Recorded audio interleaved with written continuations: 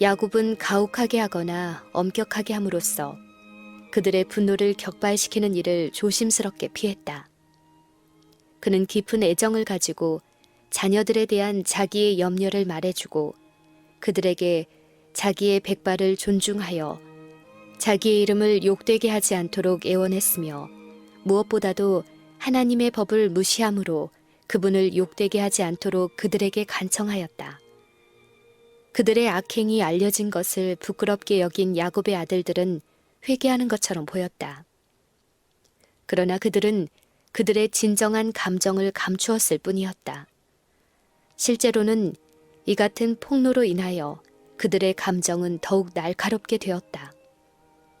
일반적으로 고귀한 사람들이 입는 그런 값진 겉옷, 곧 무릎까지 내려오는 외투를 요셉에게 준 아버지의 무분별한 선물은 그들에게 그의 편애에 대한 또 하나의 증거가 되었고, 그것은 야곱이 장자를 제쳐놓고 장자의 상속권을 라헬의 아들에게 주려고 한다는 의심을 불러일으켰다. 어느 날 그 소년이 자기가 꾼 꿈을 형들에게 말했을 때 그들의 적의는 더 커졌다. 그가 말하기를 청컨대 나의 꾼 꿈을 들으시오. 우리가 밭에서 곡식을 묵더니 내 단은 일어서고 당신들의 단은 내 단을 둘러서서 절하더이다 하였다. 내가 참으로 우리의 왕이 되겠느냐? 참으로 우리를 다스리겠느냐?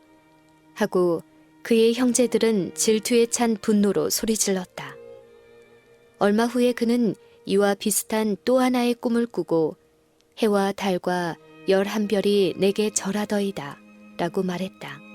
이 꿈도 처음 꿈과 같이 쉽게 해몽되었다.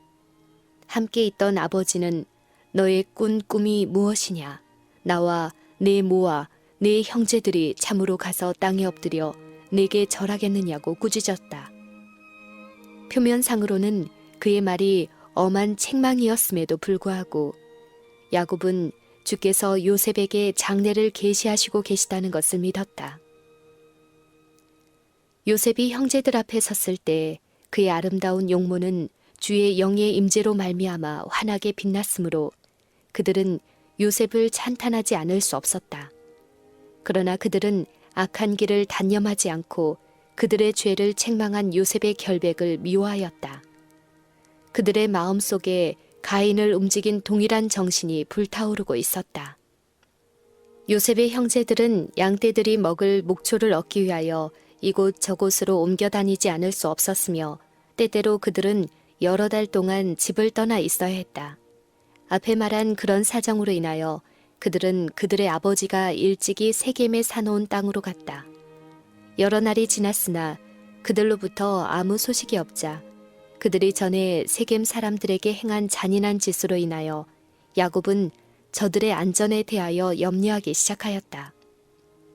그러므로 야곱은 요셉을 보내어 그들을 찾아보고 묻게 하였다. 만일 야곱이 요셉에 대한 자기 아들들의 진정한 감정을 알았더라면 그를 홀로 그들에게 보내지 않았을 것이다. 그러나 그들은 이것을 조심스럽게 감추어 왔었다. 요셉은 즐거운 마음으로 아버지를 떠나갔다. 그들이 다시 만나기까지 어떤 일이 일어날지를 늙은 아버지도 젊은 아들도 다 같이 꿈에도 생각지 못하였다. 외롭고 긴 여행 끝에 요셉은 세겜에 도착하였다. 그러나 그때 그의 형제들과 양떼들이 보이지 않았다. 그들의 행방을 물어서 그는 도단으로 향하였다. 그는 이미 200리 이상 여행하였으나 아직도 60리는 더 가야 했다. 그러나 그는 아버지의 근심을 덜어드리려는 생각과 불친절하기는 하나 사랑하는 형제들을 만날 생각으로 자기의 피로도 있고 발걸음을 재촉하였다. 형제들은 그가 가까이 오는 것을 보았다. 그가 그들을 만나기 위해 오랫동안 여행했으리라는 생각도, 그가 몹시 피곤하고 무척 배가 고프리라는 생각도, 그들의 따뜻한 환영과 형제 우애를 그가 무척 갈망하리라는 생각도 그들의 증오심을 누그러뜨리지 못했다. 아버지의 사랑의 증거인 겉옷을 보자 그들은 미칠 지경이었다. 그들은 조롱하는 말로 꿈꾸는 자가 오는도다 하고 소리쳤다. 오랫동안 마음속에 몰래 품어왔던 질투와 보복의 정신이 이제 그들을 지배하였다. 그들은 자, 그를 죽여 한 구덩이에 던지고 우리가 말하기를 악한 짐승이 그를 잡아먹었다 하자. 그 꿈이 어떻게 되는 것을 우리가 볼 것이니라고 말하였다. 르우벤이 아니었더라면 그들은 그들의 의도를 실행에 옮겼을 것이다. 르우벤은 아우를 죽이는 일에 가담하지 않고 마음속으로 그를 구원하여 아버지께로 돌려보내야겠다는 생각으로 요셉을 산채로 구덩이에 던지고 거기서 죽게 버려두자고 제의하였다. 그리고는 모두가 이 계획에 동의하도록 설득시킨 후에 르우벤은 자기의 감정을 억제하지 못하거나 자기의 진정한 의도가 발각될 것이 두려워 그 무리를 떠났다. 요셉은 위험을 알지 못하고 오랫동안 찾던 목적이 이루어진 것을 기뻐하며 그들에게 가까이 갔다. 그러나 기대하였던 환영의 인사 대신 그는 그들의 분노와 복수심에 불타는 눈초리를 보고 떨었다. 그는 붙잡히게 되었고 그의 겉옷은 벗겨졌다. 그들의 욕설과 위협은 그의 생명을 빼앗을 것 같은 기세를 보였다. 그의 애걸은 무시되었다. 그는 성난 사람들의 수중에 완전히 빠지고 말았다. 저들은 난폭하게 그를 깊은 구덩이로 끌고 가서 그를 그 속에 던져넣고 그가 도망할 가망이 없다는 사실을 확인 후에 거기서 굶어 죽게 내버려 두고 앉아 음식을 먹었다. 그러나 그들 중 몇 사람은 마음이 편하지 않았다.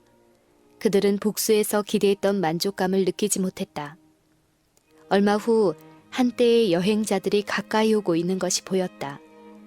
그 무리는 향료와 다른 상품들을 가지고 요단 저편에서부터 애굽으로 가는 이스마엘 족속의 대상이었다. 그때 유다는 아우를 죽게 내버려 두지 말고 그 대신 그를 이방 상인들에게 팔자고 제의하였다. 그렇게 한다면 그를 효과적으로 제거할 수 있는 동시에 그들은 그의 피를 흘리는 죄에서 결백하게 될 것이라고 말하면서 유다는 그는 우리의 동생이요 우리의 고륙인이라고 역설했다.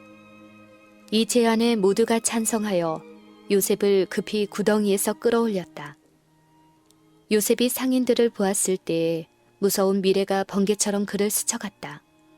노예가 되는 것은 죽음보다 더 무서운 운명이었다. 그는 무서워 어쩔 줄 몰라 하면서 그의 형들을 차례로 붙잡고 애원하여 보았으나 아무 소용이 없었다. 어떤 형제들은 불쌍한 마음이 들었으나 다른 사람의 조소를 무서워하여 침묵을 지켰다. 그들 모두가 돌이키기에는 너무 늦었다고 생각하였다. 만일 요셉을 그대로 둔다면 그는 틀림없이 그들의 소행을 아버지께 고해 바칠 것이며 아버지는 총애하는 아들에게 행한 그들의 잔인한 행위를 묵과하지 않을 것이다. 그리하여 그의 애걸에 마음을 굳게 닫고 그들은 그를 이방 상인의 손에 넘겨주었다. 그 대상의 무리는 계속 앞으로 나아가 마침내 그들의 시야에서 사라졌다. 르우벤이 구덩이로 돌아왔으나 요셉은 거기에 없었다.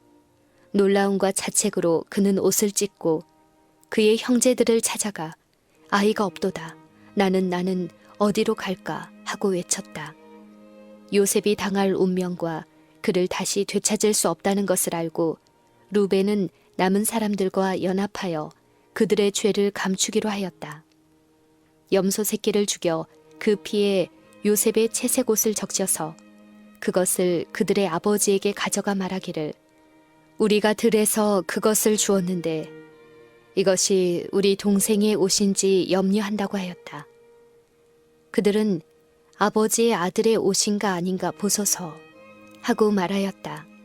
그들이 두려움 가운데 이 광경을 예상은 했었지만 이제 목격하지 않을 수 없는 아버지의 가슴이 메어지는 듯한 고통과 비통함을 대처할 준비는 되어 있지 않았다. 야곱은 내 아들의 옷이라 악한 짐승이 그를 먹었도다. 요셉이 정령 찢겼도다 라고 말하였다. 그의 아들과 딸들이 그를 위로하고자 하였으나 헛된 일이었다. 그는 자기 옷을 찢고 굵은 배로 허리를 묶고 오래도록 그 아들을 위하여 애통하였다. 시간도 그의 슬픔을 경감시키지 못하는 것 같았다. 그는 내가 슬퍼하며 음부에 내려 아들에게로 가리라 라는 말로 처절하게 울부짖었다. 젊은이들은 그들이 행한 일을 인하여 떨었으나 아버지의 책망이 무서워 그들의 악행을 마음속에 감추어 두었다. 이 일은 그들 자신에게도 매우 큰 죄로 느껴졌다.